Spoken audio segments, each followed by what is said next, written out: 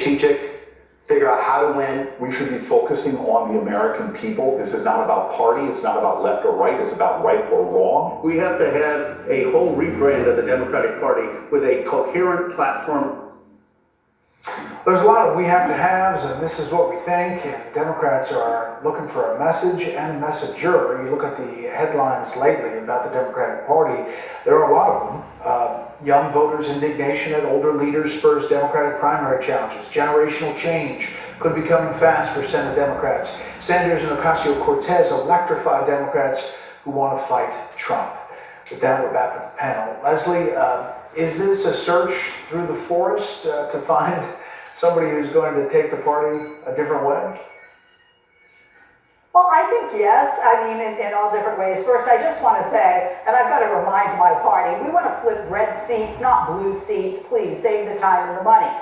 Secondly, you can't ignore the kind of crowds that Bernie Sanders and AOC are getting. My question is, are they Republicans? Are they, Bernie or bust people, from back in the day? I'm not quite sure. There's also talk about, hey, run as an independent, don't run as a Democrat or a Republican. And, if you look back, remember a guy named Bill Clinton? I do, because I was like, who?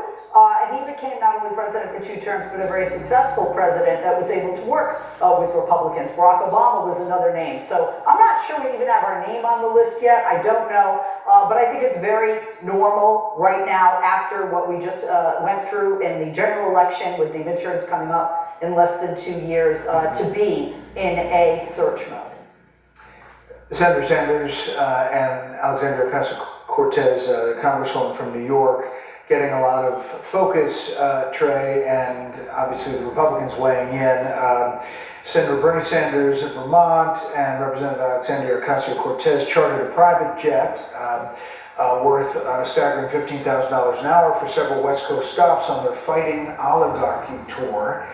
Champagne socialists Bernie Sanders and Alexandria Ocasio-Cortez demand Americans surrender their pickup trucks, air conditioning, and meat from the luxe leather seats of their private jets that cost more per hour than most Americans earn in months. Their hypocrisy is staggering. That, of course, from the NRCC spokesperson, Ben Peterson. So they're having quite something about these gatherings, Trey.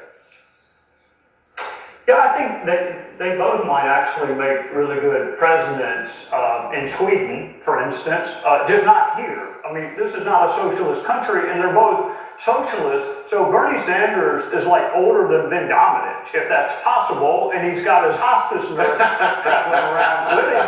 She's very, very telegenic, and she's very, very good at communicating. The problem is her message is dreadful. When is the last time she said something positive about a crime victim or negative about a criminal? I can't remember it. So what is her message? Men competing against women in sports? Due process for Hamas? What's her message? We pay attention to Nate Silver when it comes to politics sometimes. He gives her the early nod in a video and newsletter published to his Silver Bulletin, Substack. Silver and former 538 podcast host Galen Drupe both signaled Ocasio-Cortez, 35, is the likely pick in the 2028 race. Still, they both cautioned the Democratic primary leading up to the next presidential election is going to be a busy one. Many people will enter. They wonder how much support Ocasio-Cortez would lose once there are more people in the mix. But both these guys, Ben, are saying AOC is the one. Trey Gowdy somehow knows that my family jokes that I was born 50. So the thing that I think is going on here that we need to pay attention to is Democrats are not taking the lesson from 2024 that they should. The lesson from 2024 was for them to moderate in numerous areas, both on trans policy. You see the fights that are happening in Maine and Minnesota. You see, with the approach that they use when it comes to the border. You see the approach that they use when it comes to crime. I don't think that they're actually going to do that. And I think that the most inspirational figure that they have right now is AOC, and you have to give her credit for that. She's standing out in a field of people and taking bold stands that I think people are responding to on the left. But that's also something that I think is a recipe for defeat. It's not the recipe to, as Leslie said, win red seats back from, and that kind of thing. And that's, I think, a doomed approach in the wilderness. It's something that's going to end up, with them fielding people who are still out of step with Americans on so many other issues. where they could actually win them over.